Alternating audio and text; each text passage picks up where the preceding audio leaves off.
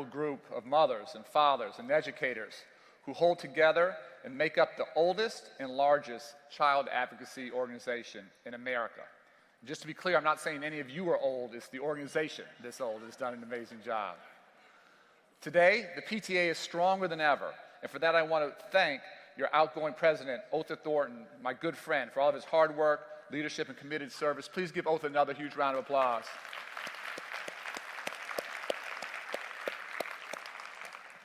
I also want to congratulate your new executive director, Nathan Monell, and your incoming president, Laura Bay. I believe you're in great, great hands under their leadership, and I want to do everything I can to be a good partner to them. And lastly, and maybe most importantly, I want to thank all of you. As parents, we know that nothing in our lives matters more than the well-being of our children. And as educators, we understand that our life's work is to secure a better future for our nation's children. And by joining the PTA, you're saying that it's not just about the kids you see every day, but about all children in this country. And taking that step and being active in the PTA, your actions make a profound statement that we need more adults to care about and invest in every child. As a nation, I believe we cannot afford to lose any. And that's why I was so encouraged to hear of yesterday's commitment by the PTA to engage more Hispanic parents in local change efforts. This school year, our public schools are estimated to be majority-minority for the first time in our nation's history. And I appreciate the PTA's efforts to reflect our nation's great diversity, including those who have been historically marginalized. If ever there was a time when American public education needed the wisdom and advocacy of the PTA, I'm convinced it's now. The world is in the midst of a massive shift from the predictability of the industrial age to the uncertainty of the networked age. And public schools, as always, are at the center of that change. Yet, whatever the innovation may be, the fact is that large-scale change is always hard, and it's impossible without strong parental engagement. Otha Thornton has noted that for more than 40 years, research has shown that no matter a family's income, socioeconomic background, family engagement in education is essential for student success. And my friend Dr. Tony Bright came to a similar conclusion. Beginning in 1990, Tony and his team conducted a 15-year study across hundreds of elementary schools in my hometown of Chicago to try and distinguish why some schools were able to improve and thrive while others languished. What he found was that 5 organizational features of a school, regardless of where it is or what type of children it serves, will determine whether or not learning can thrive. Number 1, a clear vision of instruction. Secondly, a staff with the capacity to see that vision through. Third, a student-centered learning environment. Fourth, skilled leadership. And fifth, and very importantly, active and engaged parents. But it wasn't about doing 1 or 2 of those things in isolation. It was about doing all of them in tandem. And we know that's never easy, but we also know that's reality.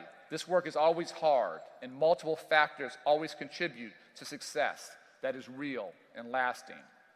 In fact, Tony and his team found that schools that did all 5 things well were 10 times more likely to improve, 10 times more likely than schools that didn't. Tony put it this way: school development is much like baking a cake. You need every ingredient. And Dr. Bright identified a special sauce that emerged whenever you mix those 5 ingredients together, a deep wellspring of trust between parents and educators. And it may be hard to define, but it's critical to get right, because the road to better relationships and deep trust between parents and schools cannot be paved merely by good intentions or random acts of engagement. In too many schools, the basic components of parental engagement are missing, and it's a two-way street. Lots of parents feel either unwelcome or unable to contribute in a meaningful way to the life of the school. And lots of educators do not see a clear path to integrating parents and families more fully into the learning process, and struggle to find parents to engage in the life of their school. Collectively, all of you are helping to change those dynamics, along with organizations like UNCF, the National Council of La Raza, America Achieves, and many others, by giving parents tools and ensuring they know how to ask the right questions to demand the best outcomes, not just for their children, but for all children. But we all have so much more work to do together to ensure that every child has the education that is his or her civil right. Giving every child an equal opportunity to learn, I believe, is the central challenge of our era and will determine whether or not our nation grows stronger or struggles in the years ahead. Like every other civil right, this one has not been freely given to everyone. It's taken a fight, and it will continue to take a fight. And I want to describe a set of educational rights that I firmly believe must belong to every family in America. And I hope you'll demand that your leaders in elected and appointed offices deliver on them. They come together as a set of rights that students must have at 3 pivotal stages of their life to prepare them for success in college and careers and to help them become productive and engaged citizens. First, every child should have the right to attend a free, high-quality preschool.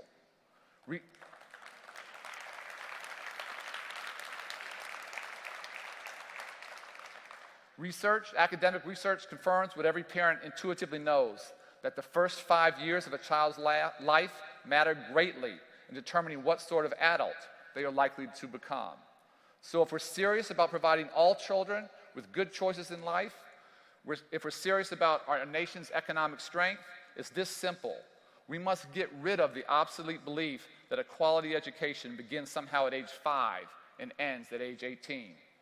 This isn't enough to equip our kids for success in today's globally competitive economy.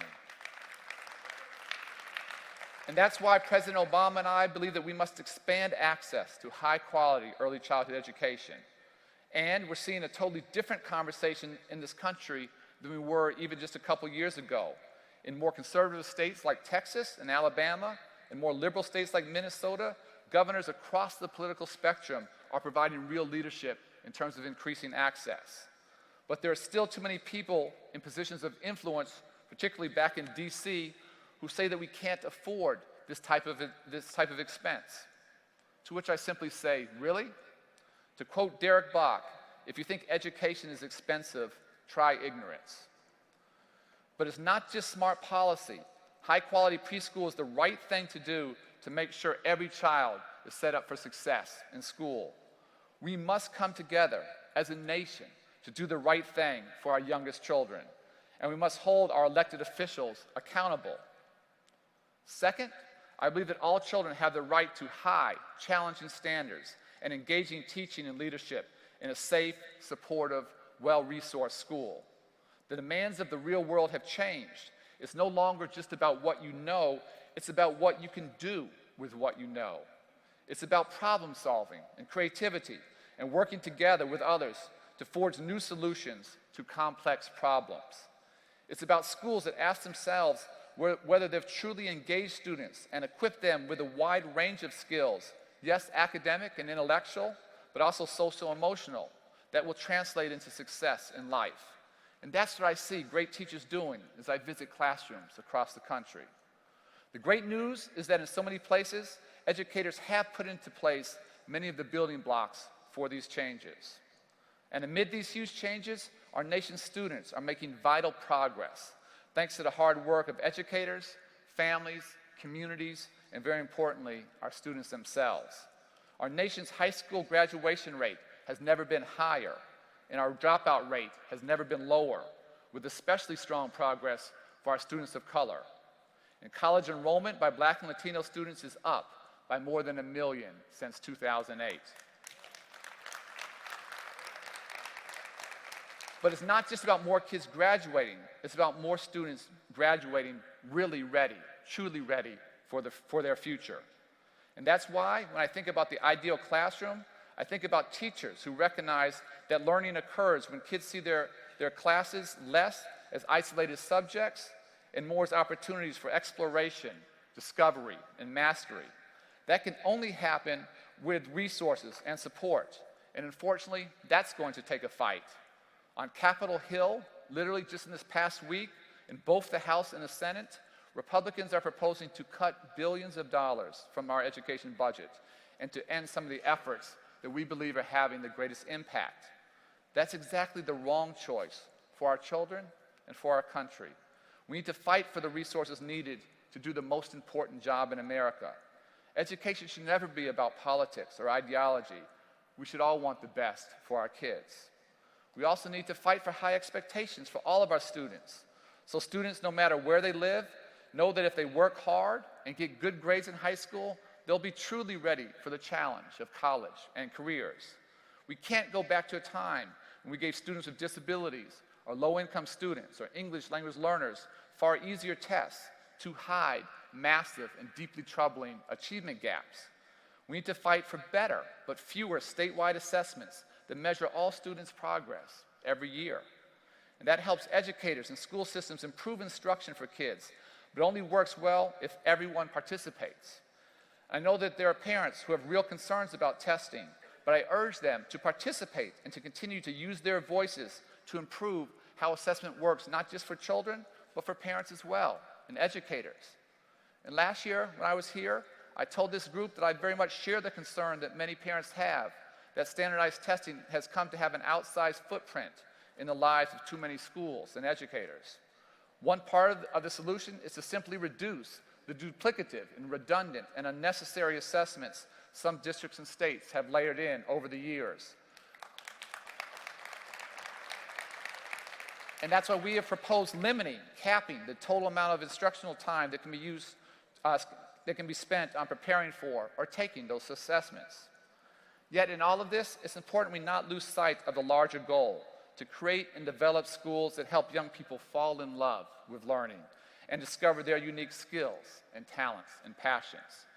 And that's why I believe we must continue to advocate for making learning more personalized and customized and relevant for each individual child, and for ensuring that our teacher preparation programs are giving our teachers what they need to be successful in today's classroom.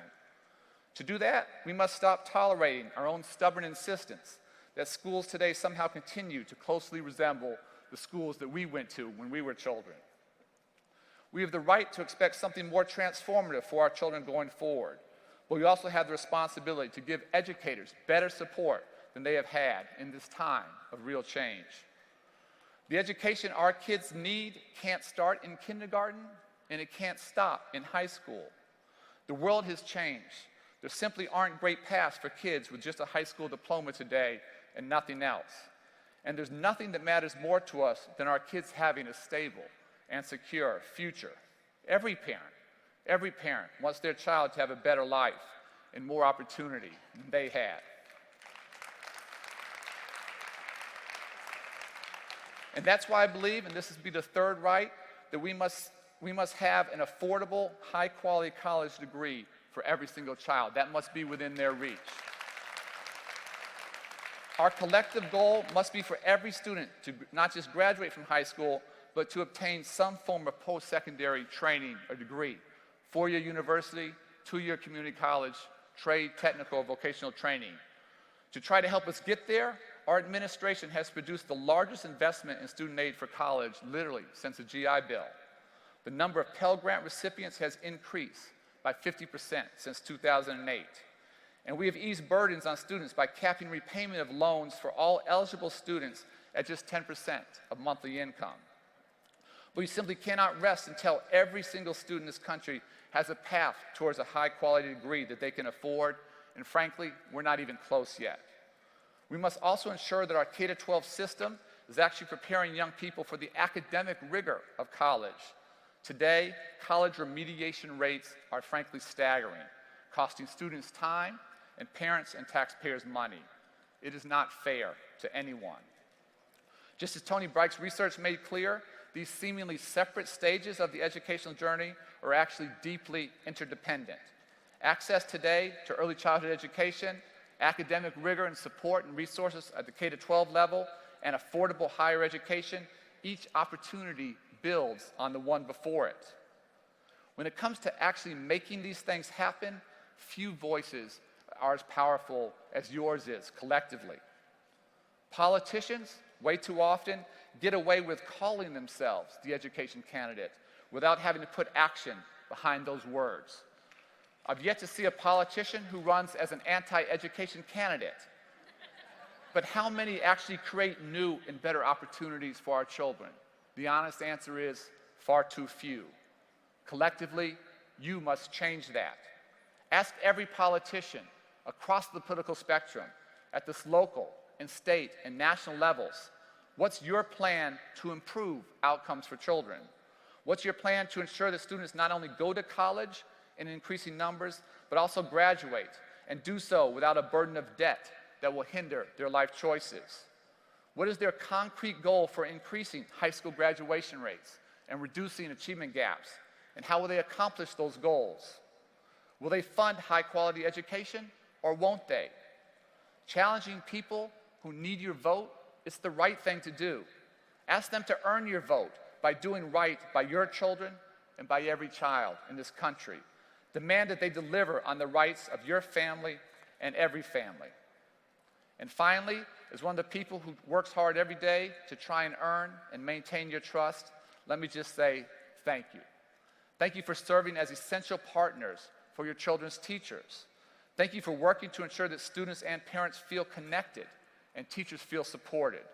Thank you for building the trust that needs to live in every single school building. And thank you for having me back here again, once again. And please, let's continue this discussion after today. If you can, please join me on July 1st at 1:30 p.m. for a follow-up conversation about the critical importance of parental engagement on Twitter. And you can join that chat using the hashtag #PTChat. I know we have time for a few questions, so let's get to those. Thank you so much for having me.